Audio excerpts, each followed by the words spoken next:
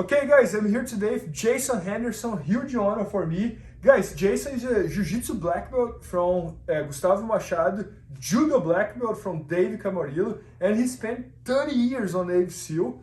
So he's one of the people who has the most experience about self-defense in the world. And today he's going to show us here how to control a man on the ground using the defensive tactics. So, Jason, I think it's a very interesting subject because we learn in Jiu-Jitsu that getting the mount is the best position in Jiu-Jitsu, kind of. And I think like on the street, knee on belly might be better. Knee on belly is better, yeah, especially if I have a weapon system I'm trying to control. Yeah. If you lay down, I can talk about it for a second.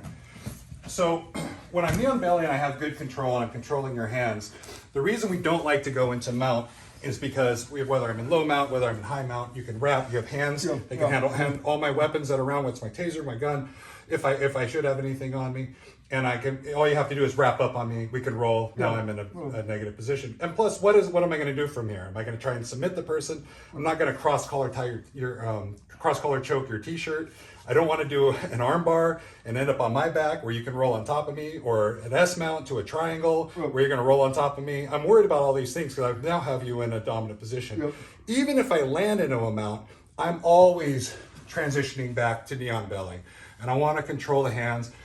Big thing that we see is a lot of people will bring their knees down, which is easy to wrap up and pull in.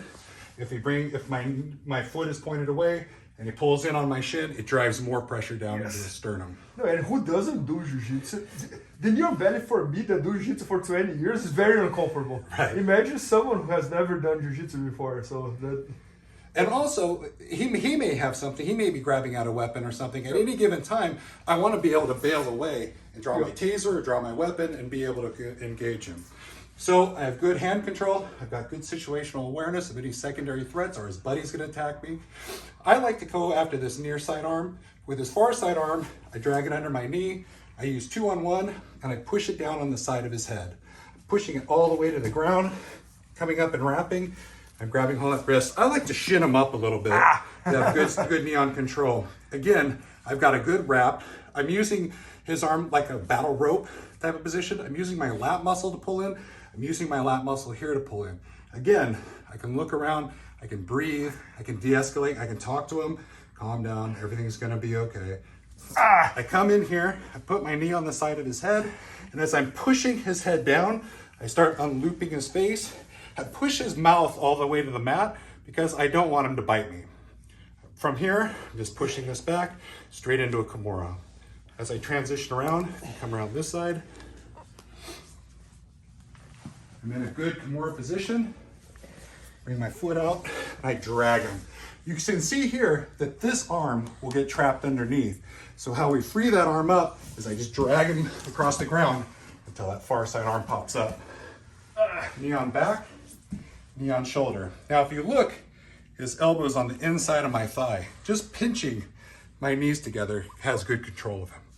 Then I come in through this elbow, fulcrum grip it up, and now I can hold him, talk to him, calm him down, de-escalate the situation, or go straight into my cuffing. Oh my God, man, that's crazy. Oh my God.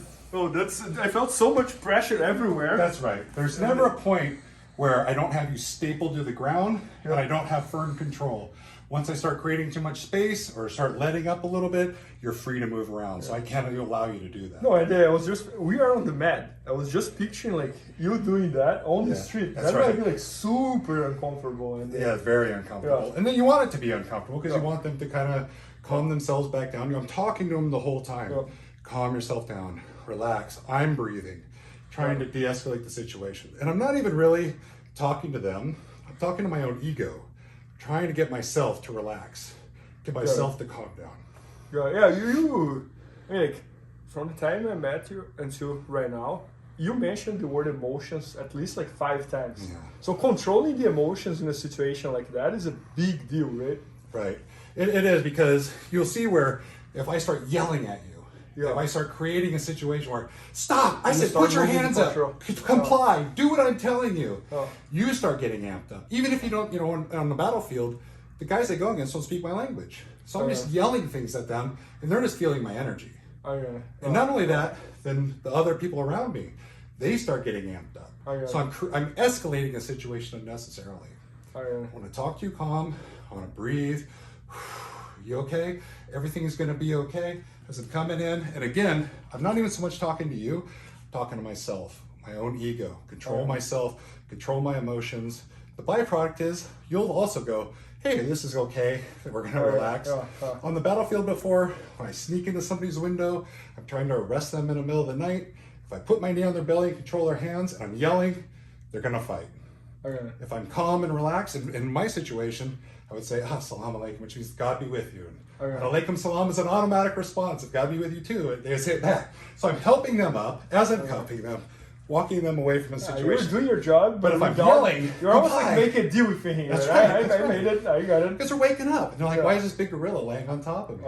What's happening right now? But I'm talking calm to them. I'm calming the situation down. Oh, that's super interesting. Moving them away. And they're just like, wait a minute. And he's kind of speaking my language and he's saying, God be with me. Like, what's happening here? You know what I mean? So that's incredible. No, and I wonder like how many people should learn this, and like because I always see many times like just people like using violence and no emotions and just. That's how I got here in the first place. Is because we were taught before we started going to wars and really fighting, violence of action. Use as much force as necessary. You should always escalate, but you should be able to de-escalate at any given moment. Just because I'm in a shootout with somebody and they're barricaded into a room doesn't mean I can't pause, call in there and be like, hey, misunderstanding, like, why don't you come out, let's talk about it, let some time pass. If there's not a hostage rescue, you know, let things relax a little bit, and then maybe we can de-escalate it. The other day I saw a quote that was very interesting, like, the person in control, move slow and talk slow. So I almost feel like you're kind of doing that. Even though like you made the action, start the action, you're going very slow from them. Like I just got to gain control of you. I got it. Once I have control of you, that's why I'm very tight. So it's very obvious. So the approach is very quick, probably. The approach is quick. I'm offline. I'm quickly putting hands on you. I control you very quickly. But then I start talking calmer to you. If I have to throw you to the ground, fine. But I'm still gonna go back to being calm again. So it's quick, calm, quick, calm, quick, calm. This is a good tempo for me too, to have some longevity. Because if we keep escalating and the fight keeps going on, we're both going to get tired and then we're going to make bad decisions. No, I get it. No, and I have a lot of respect from you guys, because one thing is when you see someone talking about leadership, about how to act in tough times and this and that. And the other thing is when the person went to 16 wars, right? Yeah, 16 combat. So that's the time that that's the world championship, you know, like you're literally like in the so it's super interesting. But anyways, guys, Jason shot an entire structure all about self-defense for guardians and regular people as well. It's going to be at BJJ Fanatics and effectiveselfdefense.com soon. And he's one of the best people to learn self-defense from. Jiu-Jitsu black belt, Judo black belt, and 30 years on Navy SEAL. You cannot find that anywhere. So make sure to check it out. And thanks so much for being here. Appreciate it, guys. Really appreciate it.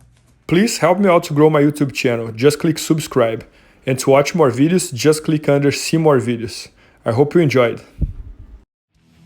BJJFanatics.com. Use the promo code YouTubeFaria to get 10% off any instructional video. Improve your jiu-jitsu faster.